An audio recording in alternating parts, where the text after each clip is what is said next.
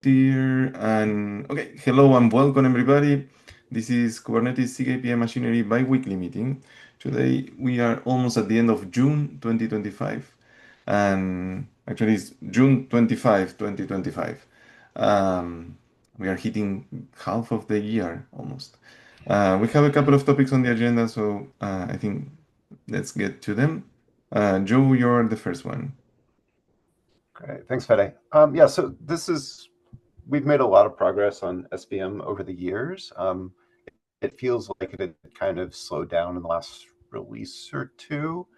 I have a personal interest in it, and getting it kind of revved back up again. So I just wanted to state that and see if there was any context that I could potentially gather from this group. Any other contributors who are interested in working on it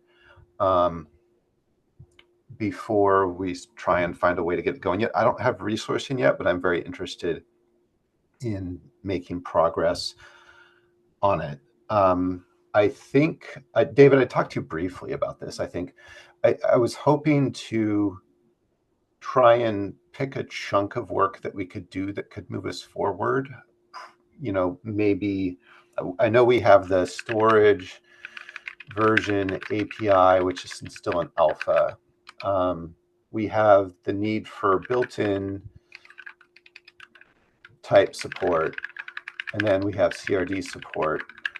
Some of the complexities that have been slowing us down have been on the CRD support side. Some of them have been in the storage API. We also had the ResourceVersion topic, which I think, I'm going to check with Mo, but I think this is mostly agreed on. I think we agreed to have what, a 64 or 128-bit number. I'll go back and look. But I think the only question I had for this meeting, besides just announcing that, was, are people okay with us trying to focus on built-in support early, make some progress on that, and then stage the CRD support after? We could still have the graduation be blocked on CRD support. I'm just looking for a way to have increments of work.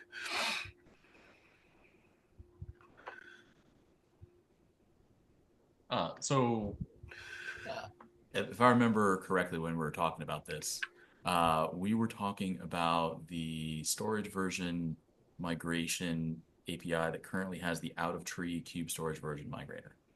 Yeah. And so that API is not, it doesn't have any special code regarding built-ins or CRD support. And I would like to keep that true. But I think if by not having CRD support, what you mean is not trying to build a way that will change CRD status. Yes, that's then I am entirely in favor of splitting it up that way. You make a generic storage version migrator that fulfills the current API or very close to the current API. And then everything else built on top of that, I'm flexible for how that comes in. Okay. Yeah, that sounds very reasonable. Yeah, I think the CRD status is one of the really touchy points. So what we do is we keep the existing out-of-tree API, we bringing that in. We'd be adding the basic support, so you could run it on CRDs, you just wouldn't get those status changes. And for built-ins, we would get the full thing done, and then we could follow up and get the CRD stuff. That makes sense for me. Okay. Even as you go to implement it, though, I would suggest trying to get the actual read-write cycle done independently of changing the storage API. Just in thinking about how that would phase in. Because we did hit a couple bumps with that. Mo had a PR fixing up some of the alpha bits a while back, and then the out of order FIFO thing that we found, the FIFO that isn't really a FIFO. Yeah. That caused issues there too. It's part of how we found that. So just So the FIFO and watch list were the two. Okay, so that's a watch for both of those things. I had watch list on my radar too. Okay, that's really helpful. All right, we will probably, if we're able to find resources, I'll probably send out some chat, maybe an email request for any other contributors who are interested. But yeah, I think that's it for now. If anybody thinks of anything on this topic, please let me know. I'll also reach out to Mo and the others that have been working on it before and make sure I capture their context. Thank you. Thank you, Joe and David. I see. I just want to ask a question before moving on. Is that okay? Yes, of course. Yeah. So by defer the changing for CRD status, that means like the initial scope still gonna do the version migration for all the building types and CRD, but we just don't update the CRD status, or we totally separate the building types from the CRD. I think the read-write cycle should just work no matter what you push, whatever you direct it to, right? So if it works on a built-in or a CRD, I don't think there's any extra work there. I think in the storage version API, there are some things that we're going to have to sort out around CRDs that haven't been solved yet. I remember we ran into some of these. Richa had been helping in the past. So we're going to have to figure out how to organize that work into a phasing. But it sounds like there's at least 2, 3, maybe even more different phases of work we could break this down into. We could do a cap update once we have a very crystallized representation of those stages and make sure everybody's good with that. Yeah, that makes sense. Thank you. I just wanted to say, maybe you guys said it and I was not listening. There was a cap that Mo opened in 2023 to move it in 3, and then we closed it because we didn't have anybody to work on it. But I think it was that one. Yeah, I believe we actually ended up getting that into alpha. I definitely heard a ton of PRs in the space. Great. Yeah, that's what I was remembering was alpha. Going beyond alpha required the resource version. Good. Thank you. Are we good to move to the next one? Yes. Yep. Is it Richa? Hi, Richa. Hello. I have a small clarification question about the compatibility versions kept. So there is a beta requirement for it, which was about adding a metric, a request level metric for API server that would tell us the total number of out-of-skew requests received by the API server, and out-of-skew should incorporate the emulation version and the min-compatibility versions of the client and the API server to determine if the request was out-of-skew or not. And for that, we said that we are going to pass this version information as request headers. But when I was trying to add that, I had a conversation with Jordan, and he said that that might not be the right way to pass on the version information in request headers, just because it's easily pollutable. Users could just do curl requests, and we could just break the metric by just putting some garbage headers in the requests, and that would kind of break the users of the metric. So I just wanted to bring this to attention. Do we think this is still the right way to measure out-of-skew requests by passing version information in the headers like that?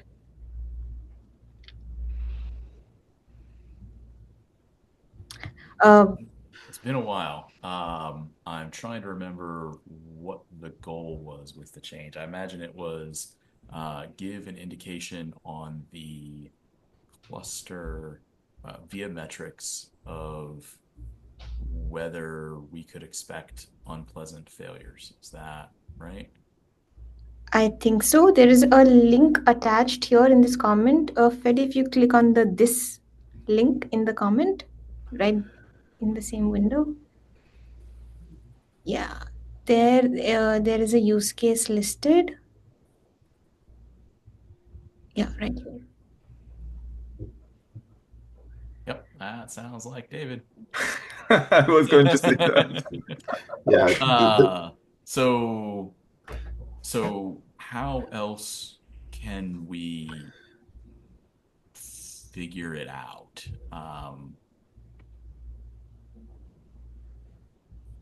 So when we go and we mismatch, what other way could we have to look at that? So as long as we can do that, I'd be okay with it.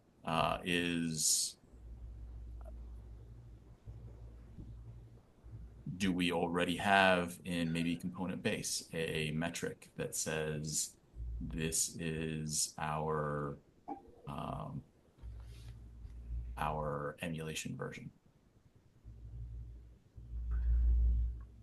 I believe there was a metric recently added which tells that for every component what's the emulation version for And it. component base would make it a really convenient spot to have because it means everything that depends on component base will have this. So,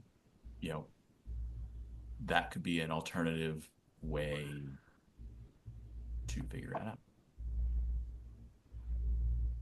But since that would not still be a request level metric, we are okay with not having that level of visibility. It's just like the component exposing what emulation version they each are at. Yeah, I think we can. It is not. It doesn't give you one-stop shopping, but it gives you the ability, especially if it gets down at a low level like component base, Yeah. where you're looking for the same thing. It gives you a concrete thing to look at to actually make that determination and say you're going to have a bad day. Right. Okay. So Yeah. can we... Richa, if I understood right, and maybe I misunderstood, so Claire, help me out here. Was the idea that we were going to have clients send their version to the API server, and then the API server would compare for skew? Yes. Yeah. So clients would send their version information in request headers, and API server would determine the skew. Yes. Yeah. So that's been requested like from the cube control for forever. It's like, hey, I want to be able to do this. Now they want to do different things with it, but that was just the first idea that occurred because we control the client everyone uses, but we also control the flags that most people use. So yeah. So I was trying to think, if you don't do it where the client sends it to the server, the other option would be the server could tell the client, and the client could compare locally and then a metric locally. Or you could have your cluster orchestration infrastructure checking for it. Those are the only three ways I can think to do it. Which one are we saying we're doing now? Or are we still sorting it out? I'm thinking we have the flag library component base. I actually have a way to add an emulation version metric at the same name for every one of our processes, so that you have something to grab and compare. Okay.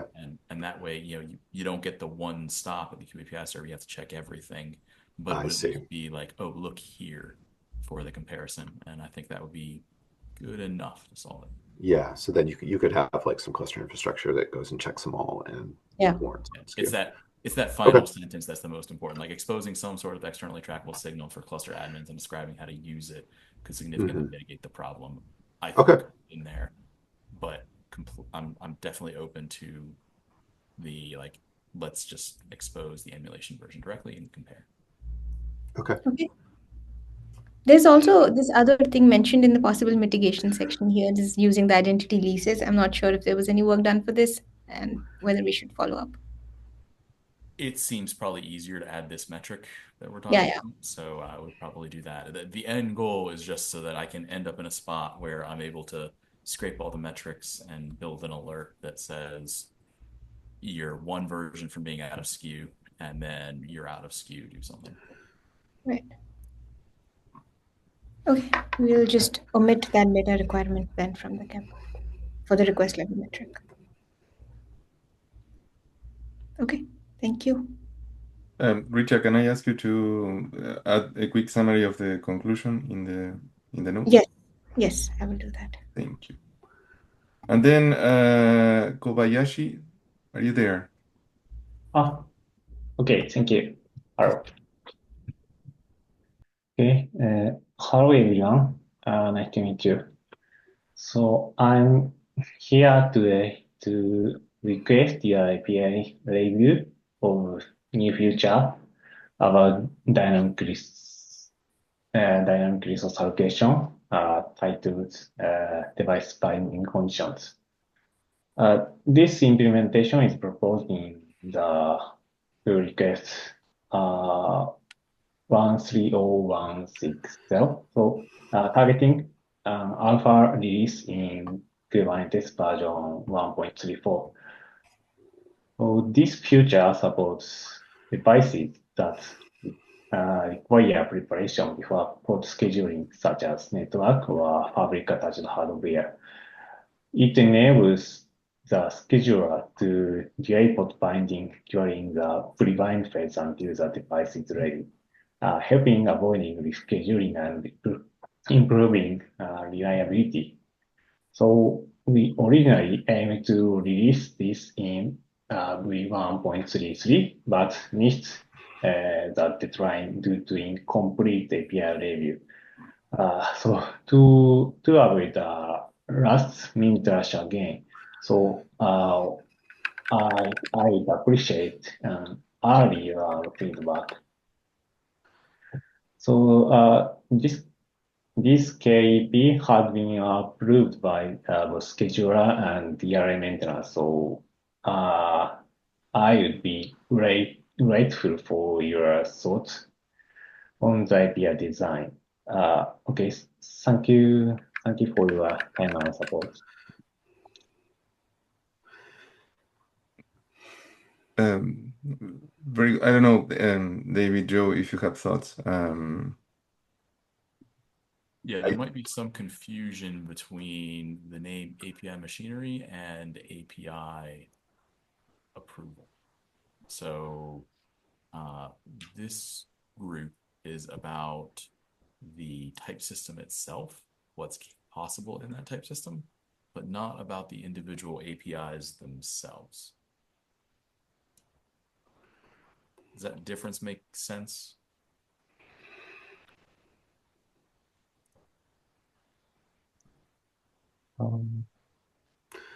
So what David is saying that although our meeting name, it has the word API in the name, the scope of this group is mostly about the machinery, but not the concrete APIs.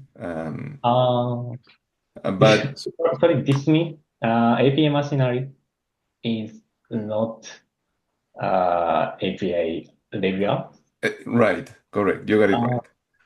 Yeah. Unless there is a piece of your implementation that, it's changing some of the mechanism or proposing a change to some of the mechanisms that we support and maintain or enhancements that we can sponsor.